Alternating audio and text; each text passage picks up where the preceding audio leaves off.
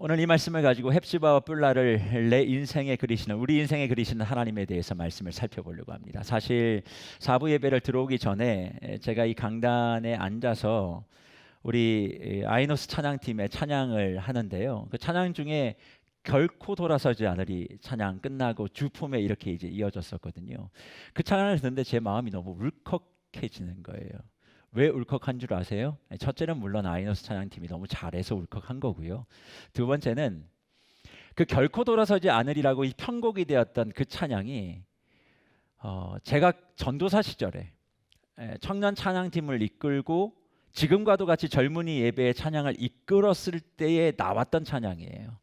그래서 그때에 이제 서초동에 있던 어느 교회에서 그 청년들과 찬양을 함께 했던 그 시절이 제 마음속에 떠오르기 시작하는 거예요.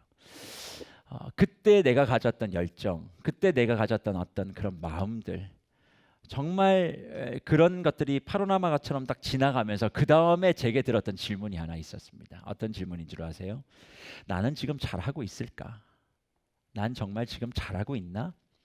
그때 가졌던 그 열정과 그 영혼을 향한 사랑과 그 마음의 어떤 풍성함들이 지금도 나는 저렇게 울리고 있을까? 찬양 인도하는 그 멋진 우리 형제의 모습을 바라보며 나는 그때 그렇게 멋있지는 않았지만 그래도 뜨거운 마음을 가지고 청년들과 동고동락하며 내게 주어진 청년들이 20명이면 몇 년이 지나면 그게 5, 6, 7배로 늘어가게 되어지고 누군가 무언가 맡기면 청년들에게 맡겨놓지 않고 같이 그 옆에서 밤을 새면서 그렇게 청년들과 함께 했던 지난 세월들, 그래서 함께 수련회를 끝나고 어느 그 교회에서 이제는 오늘 이번 수련회를 끝나고 나는 사임한다고 했을 때 모든 청년들이 울며 다 갈 수 없다라고, 가서는 안 된다라고 그렇게 이야기하고 마지막 인사를 드렸을 때 모든 청년들이 교육관 앞에서 목사님 가시면 안 된다고, 전사님 가면 안 된다고 그랬던 그 시간들이 그냥 제 마음속에 떠올랐습니다. 어느덧 그렇게 가르쳤던 아이들은 아기 엄마가 되어서 그때 가르쳐줬던 전사님, 목사님의 가르침을 지금도 기억합니다. 그런 메시지를 받을 때 내가 한 것이 무엇이 있다고 이들이 나를 기억할까? 그런 생각들도 하게 되고, 그리고 이렇게 강단 위에 올라와서 여전히 나는 지금 그 마음과 그 생각들을 가지고 있을까? 그렇게 생각하며 제 마음의 눈시울이 참 많이 붉어지는 조금 전의 상황들을 보게 되었습니다. 그래서 오늘 말씀을 들고 서 있는 제가 사실은 청년들을 위한 말씀의 준비라고 생각했지만 이 자리에 서기 전까지 주님께서는 이건 너를 향한 나의 마음이야 라고 하는 그 음성들을 듣고 오늘 이 자리에 섰습니다. 어떤 의미에선 청년들에게 도전이 되는 말씀이기도 하지만 제게 지금 이 시간 주시는 하나님의 말씀이라고 생각하고 그 은혜를 좀 나누어 보려고 합니다. 이사야서는 하나님 나라의 영광을, 회복을 기록하고 있는 서신서입니다. 그래서 앞부분을 읽으면 이스라엘의 망함과 또 저주함과 또 하나님의 진노하심이 무엇인지를 감당할 수 없을 만큼의 내용을 담아 이사야 선지자가 기록합니다. 그러나 우리가 읽은 이 뒷부분 60장을 넘어가면서부터는 하나님께서 그렇게 힘들어하고 어려웠던 그 이스라엘 백성을 얼마나 사랑하고 얼마나 그를 다시 회복해 갈지에 대한 그 마음을 서신서에 담아놓고 있는 것을 보게 되어집니다. 특별히 62장을 열게 되어지면 오늘도 우리가 읽은 말씀과도 같이 4절에 다시는 너를 버림받은 자라 부르지 않도록 할 것이다. 내가 너를 버림받은 자라 부르지 않을 것이다. 그리고 다시는 내 땅을 뭐라고 부르지 않는다고요? 황무지와 같지 않게 부를 것이다. 그렇게 말합니다. 결국 그 이전의 상태가 어땠다고요? 버림받고 황무지와 같았다. 그렇게 이야기합니다. 사랑하는 우리 주의 청년들 어떻습니까? 지금을 살아오면서 저와 여러분의 삶에 혹시 버림받은 기억들이 있으십니까? 혹시 황무지와 같은 마음의 상태 혹은 생활의 상태를 경험하신 분들 계십니까? 각자가 보기에는 그렇지 않은 것 같아 보여도 우리의 삶의 어느 순간 어느 지점에는 누군가에게 버림받은 것 같은 그런 시간들이 있고 누군가에게 버려지고 황무지와 같은 그 시간들을 지나오고 있었던 그때가 있었음을 우리가 잘 알고 있습니다. 그런데 그 버림받고 황무지와 같은 그를 어떻게 해요? 하나님이 세워가시는 방법을 오늘 우리에게 말씀하십니다. 하나님이 어떻게 버려지고 황폐하고 황무지와 같은 그 자녀들을 세워가실까? 오늘 그 해답을 본문 4절 말씀에서 먼저 좀 찾아보겠습니다. 오늘 말씀에 다시는 너를 버림받은 자라 부르지 아니하며 다시는 내 땅을 황무지라 부르지 아니하고 오직 너를 헵시바라 하며 내 땅을 뷸라라 하니니 이는 여호와께서 너를 기뻐하실 것이며 내 땅이 결혼한 것처럼 될 것이라 그렇게 기록하고 있습니다. 첫 번째로 헵시바의 방법을 쓰십니다.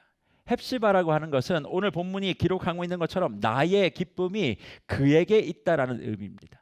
이미 버려졌고 이미 황폐했고 이미 모든 것이 다 사라지고 있는 그 이스라엘 백성들을 향해서 하나님은 이야기합니다. 너에게 나의 기쁨이 있어. 내가 너를 헵시바라 부를 것이야. 그렇게 약속하시는 거예요.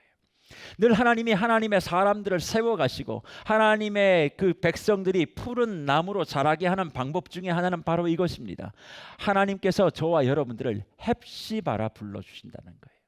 이스라엘 백성이 무언가를 잘해서 헵시바 된 것이 아닙니다. 그냥 하나님께서 그의 백성과 그의 자녀들을 향해서 나의 기쁨이 너에게 있어라고 불러주신다는 거예요.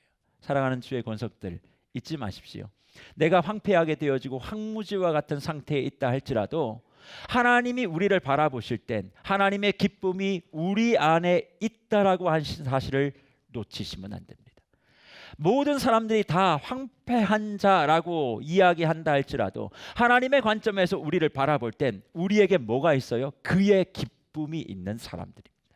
내가 어떤 존재로 어떤 상황에 있다 할지라도 하나님은 저와 여러분들의 심령 속에 그 기쁨을 심어두시고 그 기쁨을 바라보시며 내가 반드시 너를 세우고 붙들 것이라 약속해주고 계신다는 거예요. 그러니까 내가 어떤 상황과 여건 가운데 내팽겨쳐 있는 것 같은 생각이 내게 있다 할지라도 나는 무엇을 머금고 있는 자예요? 하나님의 기쁨을 머금고 있는 자라고 하는 사실을 기억하셔야만 합니다. 이것이 기억되어져야 회복이 출발되어지는 거예요. 그리고 그 헵시바의 그 은혜를 누리게 되어지는 사람에게 이어서 뭘 허락하십니까? 땅을 헵시바라며 내 땅을 뭐라고 얘기하냐면 뷸라라 그렇게 얘기합니다.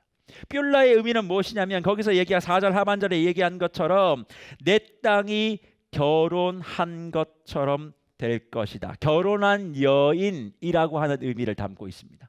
근데 이 결혼한 여인이라고 하는 뜻에는 뭐가 있냐면 생명을 잉태하는 자라는 의미가 담겨져 있어요. 왜냐하면 그 당시에 하나님의 축복 중에 하나가 이 생명이기 때문에 그렇습니다. 그러니까 황무지와 같은 그 땅에서 열매를 맺게 되어지는 것, 이게 바로 하나님의 축복이다. 그러니까 하나님의 기쁨이 내 속에 심겨져 있는 그 사람을 헵시바라 부르고 헵시바라 부르는 사람에게 하나님께서는 생명의 열매를 얻겠다라고 하는 의미에서 뷸라라고 하는 단어를 사용하시며 그 이스라엘을 불러주신 거예요. 사실 개인적으로 제가 가지고 있는 이메일 아이디가 뷸라입니다. 뷸라 77이라는 거 하는 걸 써요. 77이라는 단어를 쓰니까 수많은 사람들이 정 목사의 나이가 77년생이다 그렇게 오해하시는 분들이 많이 계셨어요. 혹은 생일이 7월 7일생인가 보다 이렇게 물어보시는 분들도 많이 계십니다. 근데 제가 그렇게 했던 이유는 두 가지예요. 어떤 의미냐면 뷸라라고 하는 건 하나님이 제게 주신 소명입니다. 네 평생 사역하는 동안 늘 생명의 열매가 맺어지는 사역들을 감당하기를 소망한다. 이것은 제가 총신대학교 신학과를 다시 들어갈 때 하나님이 제게 주신 소명 중에 하나이기 때문에 제가 아이디를 뷸라라고 하는 아이디를 쓰고 있고요. 77이라고 하는 것은 제가 소명을 받았을 때 그게 뭐 생일이나 연도와 관련된 건 전혀 아니고요. 제가 처음 소명을 받았을 때가 어디였냐면 군대였습니다. 군 생활하는 가운데 있었어요. 제 군번의 끝자리가 77번이었습니다. 그리고 처음에 군대 갔을 때 훈련병으로 아무것도 모르고 갔을 때 훈련번 번호가 77번이었어요. 그래서 저의 받은 소명을 잘 기억하고 잊지 말자는 의미로 뷸라 77이라고 하는 아이디를 지금 쓰고 있습니다. 제가 왜 그것을 계속 쓰고 있겠습니까? 저에게 이런 은혜가 임하기를 소망하는 마음이 있었기 때문에 그래요. 살아오는 동안 힘들고 어려운 시간들을 누구나 다 지나갑니다. 황무지와 같을 때가 있고 내가 무언가를 노력해도 되지 않을 것 같은 그런 상황 속에 두려움에 처해 있는 저와 여러분들의 시간이 있음을 부인할 수 없습니다. 그러나 그때 하나님이 그 땅을 회복시켰던 이 두 가지의 방법, 이것을 내 마음속에 새기고 기도하시는 청년들이 되셔야 돼요. 첫째는 헵시바. 하나님, 나에게 헵시바의 은혜를 좀 허락하여 주시옵소서. 어떤 상황이라도 하나님의 기쁨이 나를 떠나지 않게 하기를 소망합니다. 날마다 내가 가지고 있는 것들보다 내 속에 담겨 놓으신 하나님의 기쁨이 내 영혼 가운데 춤추게 하여 주시옵소서. 두 번째, 그 헵시바의 은혜를 내가 누렸다면 주님, 뷸라의 은혜를 좀 주십시오. 나에게 생명이 날마다 잉태되어지고 생명이 열매 맺어지게 하시고, 하는 것마다, 기도하는 것마다, 구하는 것들마다, 내가 꿈꾸는 것들마다, 열심히 노력하는 것들마다 하나님의 열매, 하나님의 기뻐하심이 나로 인하여 나올 수 있도록 은혜를 베풀어 달라고. 그래서 하나님은 늘 황무지를 푸르게 만들어 가실 땐 헵시바의 방법과 뷸라의 방법을 통하여 우리에게 역사하고 계신다는 것을 아셔야만 합니다. 그런데 오늘 본문은 거기서 끝이지 않습니다. 단지 헵시바와 뷸라를 말씀하시기 이전에 하나님이 그 황무지를 어떻게 만들어가고 계신지에 대한 내용을 우리에게 제시하고 있습니다. 특별히 오늘 본문 3절이죠. 이렇게 얘기합니다. 너는 또 여호와의 손에 아름다운 관, 내 하나님의 손의 왕관이 될 것이다. 그렇게 이야기합니다. 뷸라와 헵시바를 말씀하시기 전에 하나님이 이렇게 얘기하시는 거예요. 황무지와 같은 너희, 모든 것이 버림받은 너희, 아무것도 가진 것이 없는 너희, 내가 너의 왕관 되어 줄게. 그런데 그 왕관을 무슨 왕관이라고 얘기하냐면 여호와의 손의 아름다운 관, 내 하나님의 손의 왕관이 될 것이다. 그렇게 말씀합니다. 당시의 왕관은 왕권을 이야기를 합니다. 그러면 왕관이 쓰여져야 될 곳은 어딜까요? 머리예요. 그런데 오늘 본문 3절은 어디에 그 왕관이 있다고 얘기합니까? 손에 그 왕관이 있다라고 얘기합니다. 뭔가 내용이 맞지 않잖아요. 왕관은 머리에 쓰는 것인데 왜 하나님께서는 자기의 손에 그 왕관이 있다라고 말씀하고 있을까요? 손은 무언가를 일하고 무언가를 잡고 무언가를 주도해 가는 그런 상징적인 내용을 담고 있는 것입니다. 그러니까 여호와의 손에 왕관이 있다는 건 하나님이 너희의 황무지와 같은, 너희의 버림받은 그 상황을 회복시키기 위하여 끊임없이 성실하게 지금도 쉬지 않고 애를 쓰고 마음과 정성을 다하고 계심을 말씀하고 있는 거예요.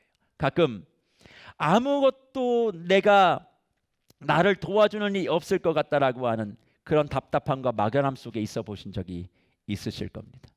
그런데 오늘 이 말씀을 가지면 그건 다 틀린 이야기예요. 하나님은 황무지와 버림받아진 그 땅들을 새롭게 하기 위하여, 저와 여러분의 삶을 용기 있게 하기 위하여, 저와 여러분의 인생을 더욱더 아름답고 더 멋지게 만들기 위하여 주무시지도 아니하고 쉬지도 아니하시고 여전히 나의 삶을 가꾸시고 내 삶을 인도하시기 위하여 성실하게 일하고 계시는 그 하나님인 것을 분명히 기억해야 된 줄 믿습니다. 지금도 그 하나님이 일하고 계시는 거예요. 그 하나님이 일하고 계신다면 어떻게 해야 할까요? 나는 모든 것을 다 포기하고 내려놓으면 하나님이 다 이루어 가실까요? 맞는 것 같죠. 그러나 그 얘기는 반만 맞고 반만 틀린 거예요. 하나님이 열심히 일하고 계신다면 그 열심에 맞춰 나 역시도 나의 성실과 열심을 주님 앞에 내어놓아야 하는 거예요. 당장 그 황무지와 또 버려진 것 같은 그 땅들이 회복되지 않는 것 같아 보여도 그것을 일으켜내기 위하여, 나를 세우기 위하여 일을 다하시고 성을 다하시고 열을 다하고 계시는 그 하나님과 같이 나도 나의 자리에서 내가 할 수 있는 최선을 다하고 그 최선을 다하는 모습을 통해 하나님은 역사하셔서 우리를 가장 선하고 좋은 길들로 이끌어 주실 줄 믿습니다. 사랑하는 우리 청년 여러분, 그래서 저는 우리 귀한 지체들에게 정말 드리고 싶은 말씀이 한 가지 있습니다. 우리가 기억해야 될 건 이것 한 가지. 내가 이 세상을 살아가는 동안에 가장 복 있는 인생을 살려면 이거 한 가지만 놓치지 않으시면 돼요. 그게 뭔 줄 아십니까? 나는 하나님의 사랑받는 자, 하나님의 기쁨을 누리는 자라고 하는 이 사실, 이 사실만 놓치지 않으면 그것이 헵시바의 은혜거든요. 그 헵시바의 은혜만 놓치지 않으면 그 헵시바를 머금고 있는 사람에겐 반드시 뷸라의 축복을 주신다라는 겁니다. 나를 살리셔서 나 하나를 살리는 것으로 끝나는 것이 아니라 내 주변에 있는 수많은 사람들을 생명을 경험할 수 있도록 만드시는 자리에 저와 여러분들을 허락해 주신다는 거예요. 그래서 사랑을 받아야 생명이 잉태되어지는 거예요. 그래서요, 하나님 앞에 복 받기 싫은 사람은 이렇게 살면 복 안 받고 살 수 있습니다. 어떻게 사는지 알려드릴까요? 누군가를 사랑하지 않으면 돼요.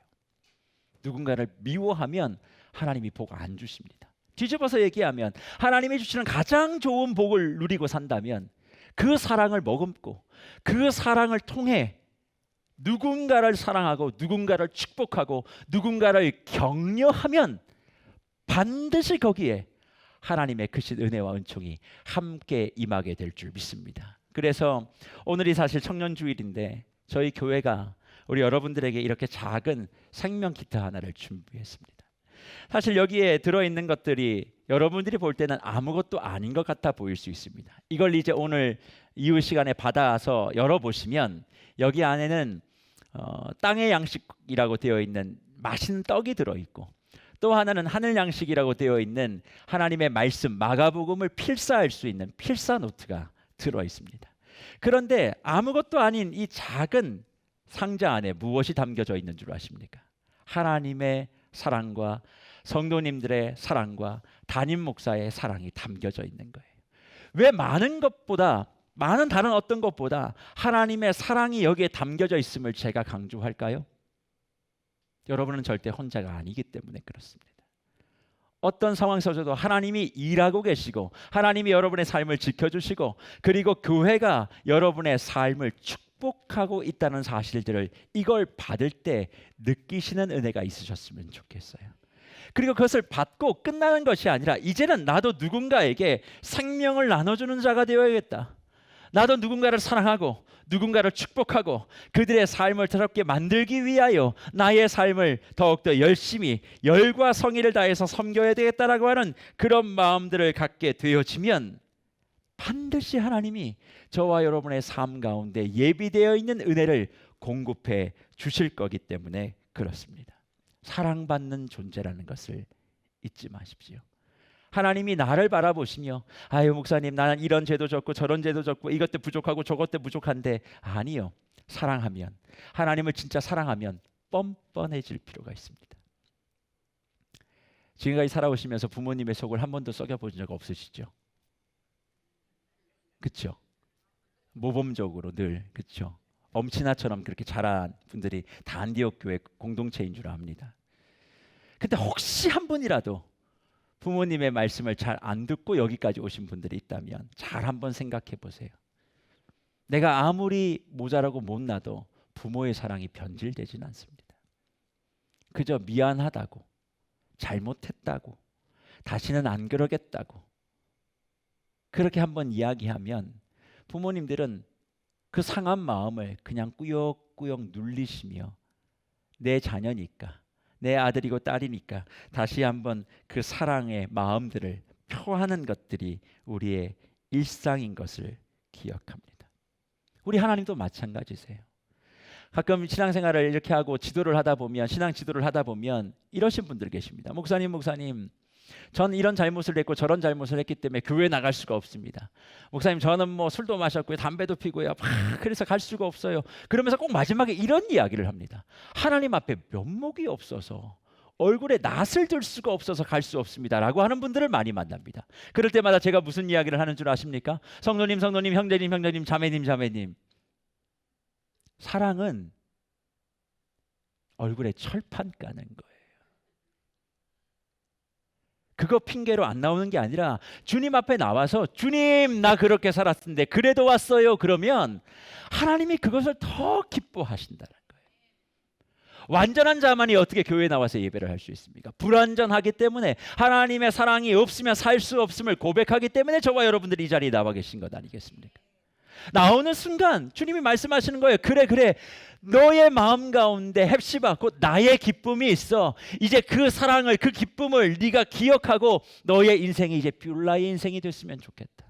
너로 인하여 누군가의 생명이 인도되었으면 좋겠고, 누군가 사랑받았으면 좋겠고, 너도 사랑받았으니 그 사랑을 좀 나눠줬으면 좋겠다. 그럴 때에 우리의 주변의 모든 환경들이 사랑의 열매로 우거질 수 있지 않겠습니까? 사랑받는 자는 사랑하게 되어 있습니다. 정말 우리가 하나님의 사랑을 받고 있는 자라면 내 옆에 있는 누군가를 사랑하고 그 누군가를 축복하고 그 누군가를 일으켜 세우기 위해서 온 마음과 정성을 다하게 될 줄 믿습니다. 저는 오늘 청년주일을 맞이해서 우리 안디옥 모든 공동체에게 그래서 주의 이름으로 권면과 축복을 드립니다. 내가 헵시바인 것을 잊지 마십시오. 그러나 그것으로 만족하지 마시고 주여 나에게 뷸라의 인생을 허락하여 주시옵소서.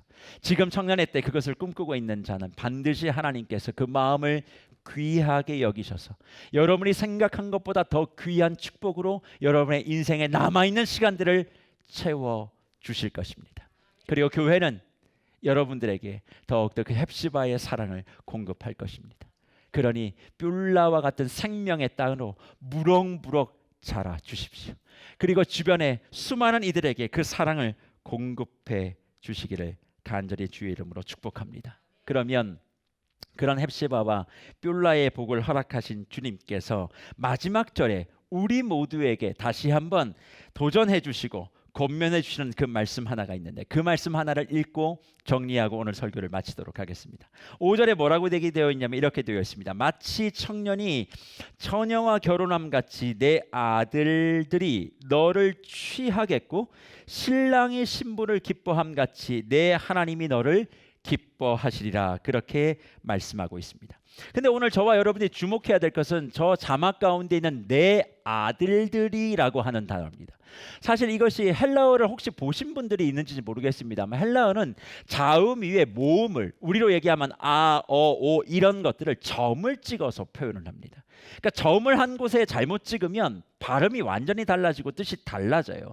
그런데 저기 지금 마치 청년이 처녀와 결혼함 같이 내 아들들이라고 하는 이 말의 의미가 때론 바나이크라고 읽히기도 하고 혹은 보네트라고 읽히기도 합니다. 모음을 어디에 점을 찍느냐에 따라서 발음이 달라져요. 발음이 달라지면 의미가 두 가지가 생깁니다.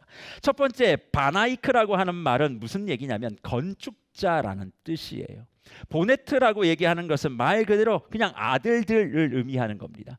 그러면 본문의 흐름상 제가 아무리 묵상해봐도 본문의 흐름은 마치 청년이 처녀들과 결혼함 같이 내 건축자가 너를 취한다라고 얘기하는 것이 훨씬 더 맞아 보여요. 그렇지 않겠습니까? 너를 지은 이가 너를 택하여 취할 것이다 라고 얘기하는 것도 맞아 보이지만 사실 또 한편으로는 아들들이라고 이야기하는 것도 전혀 무방하다는 겁니다. 그러면 이 아들들은 누굴까요? 황무지 황폐한 땅이었으나 하나님의 사랑을 머금고 돌아왔던 이스라엘 백성들을 이야기합니다. 그러니까 하나님의 백성이 되어 주의 자녀가 된 사람들이 어떻게 해요? 신랑이 신부를 기뻐함 같이 내 하나님이 너를 기뻐할 것이다. 그렇게 말씀하는 거죠. 쉽게 얘기하면 이런 뜻입니다. 하나님께서 우리를 정말 사랑해 주신 것처럼 이제는 너희가 주변의 수많은 이들을 축복하고 살아가라는 뜻입니다. 어느 만큼 그러면 축복하고 사랑해야 됩니까? 오늘 본문 1절 말씀에 여호와께서 말씀하십니다. 나는 시온의 의가 빛같이 예루살렘의 구원이 횃불같이 나타나도록 시온을 위하여 잠잠하지 아니하며 예루살렘을 위하여 뭐 하지 않았다고요? 쉬지 않았다. 그렇게 얘기합니다. 그 일들을 위하여 하나님은 한 번도 쉬신 적이 없대요. 그러니까 우리 주님은 두 가지 측면에서 쉬시지 않으셔요. 황무지와 같은 나를 살려내시기 위하여 쉬지 않으시고 나를 통하여 수많은 이들에게 그 사랑과 생명을 공급하기 위하여 지금도 쉬지 않고 계신다라고 말씀하시는 거죠. 그렇다면 우리 귀한 안디옥 공동체 청년 여러분, 지금까지 살아오시면서 좋았던 날만 있었던 건 아니겠지만 내 평생에 기억되는 그 어려움의 시간들 속에서도 하나님은 나를 사랑하고 나를 세워가시기 위하여 열심히 일하고 계셨음을 오늘 말씀을 통해 마음속에 깊이 새기셔야만 합니다. 그게 새겨졌다면 이젠 한 가지 우리의 삶의 방향은 이것이어야만 합니다. 그분이 쉼 없이 나를 사랑하고 누군가를 세워준 것 같이 나 역시도 내 옆에 있는 지체를 사랑하고 축복해주며 그들이 생명의 자리로 나올 수 있도록 마음과 정성을 다하셔야 된다는 거예요. 세상은 다 나 하나만 잘 되면 모든 것이 끝난다라고 이야기합니다. 그러나 하나님이 일하시는 방법은 아니에요. 내가 아닌 우리가 함께 잘 되는 것. 정말 이런 은혜가 우리 안디옥 공동체에게 가득하셨으면 좋겠습니다. 이번 한 주 힘들고 어려울 때 기억하십시오. 나는 헵시바다. 다시 한번 따라해 볼까요? 나는 헵시바다. 또 한번 이렇게 한번 따라해 봅시다. 나는 뷸라다. 헵시바와 뷸라의 그 의미가 내 삶 가운데 분명하게 새겨지는 은혜 우리 청년들에게 가득하시기를 소망하고 오늘 이 말씀 붙들고 주님 앞에서 황무지와 같은 삶을 살아간다 할지라도 주님이 회복하시는 귀한 생명의 열매를 아름답게 맺어갈 수 있는 귀하고 복된 주의 권속들 되시기를 간절히 주의 이름으로 축복합니다.